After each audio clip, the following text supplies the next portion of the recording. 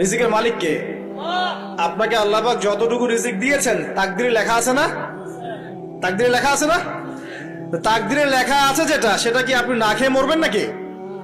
যদি আপনার তাকদিরে থাকে যে আপনি 50 বছর বাঁচবেন আর 50 বছরে আপনি 500 মন চাল খাবেন, কথার কথা, ওই চালের এক দানা বাকি থাকতে আপনি মরবেন?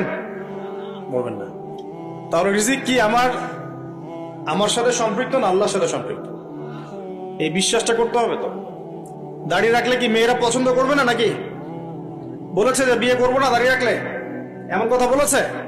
যদি কোনো মেয়ে এরকম কথা বলে, ওই মেয়েকে বিয়েই করার দরকার নেই আপনার।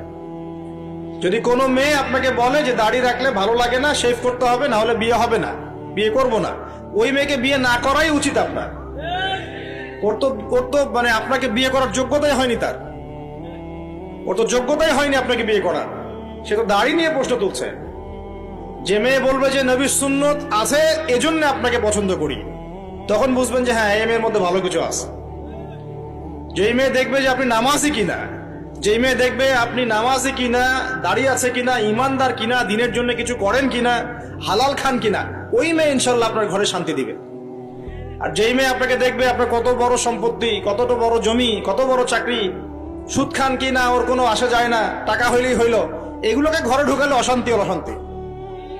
কি চাচ্ছেন, শান্তি না অশান্তি? নবী সাল্লাল্লাহু আলাইহি ওয়াসাল্লাম বলেছেন, দিনদারিতা দেখে মেয়েদেরকে বিয়ে করো। কি দেখে? একই বিষয় ছেলেদের জন্য মেয়েদের জন্য সেম। ছেলে দেখতে হবে দিনদার কিনা, মেয়ে দেখতে হবে দিনদার কিনা, পর্দা করে কিনা, দিনদারিতা আছে কিনা। দুনিয়ার এই ছোটখাটো বিষয় যদি দেখেন, তুচ্ছ বিষয়গুলো, একদিন না একদিন আপনি পস্তাবেন কিন্তু। আর যদি আপনি দিনদারিতা দেখেন, ইনশাল্লাহ আপনি কোনোদিন পস্তাবেন না ইনশাল্লাহ। আল্লাহ পাক তৌফিক দান করেন। আমি এটা একটা বড় সিদ্ধান্ত জীবনের। এই সিদ্ধান্তে যদি ভুল করে ফেলেন, সারা জীবন পস্তাতে হবে। অতএব এখানে বেশি আবেগে, ফ্যান্টাসিতে ভুগবেন না। ঠান্ডা মাথায় দিনদারিতাকে অগ্রগণ্য করে আপনি ছেলে দেখবেন বা মেয়ে দেখবেন ইনশাল্লাহ। আর গার্ডিয়ান যারা পরিবারের পিতামাতা আছেন, তাদেরকেও বলবো, দুনিয়ার এই বিষয়গুলোকে বেশি প্রাধান্য দিতে যাবেন না। কত বড় চাকরি করে, কত বড় জমির মালিক, কত বেশি টাকা, এগুলো পরের বিষয়। আগের বিষয় হচ্ছে আপনার ওই জামাই দিনদার কিনা, আগের বিষয় হচ্ছে তার মধ্যে ইসলাম আছে কিনা, শুরুর বিষয় হচ্ছে আপনার ওই মেয়ের মধ্যে দিনদারিতা আছে কিনা। এটা নসিহত করে গেলাম। যদি আপনি বুদ্ধিমান হন, তাহলে আমার নসিহত গ্রহণ করবেন, না হলে কিন্তু সারা জীবন পস্তাতে হবে। যারা বেদিন জামাই বিয়ে করেছে আর বেদিন মেয়ে বিয়ে করেছে, তারা বুঝবে যে আমার কথার মর্ম কতটুকু। তারা এখন ইচ্ছা করেও লাইনে আনতে পারছে না। পারছেন? ওই যে বলছে বিয়ের পরে ঠিক হয়ে যাবে, এত সহজ? এটা কি সুইচ টিপ দিলে ঠিক হয়ে যাবে? মানুষের মনটা খুব জটিল একটা বিষয়।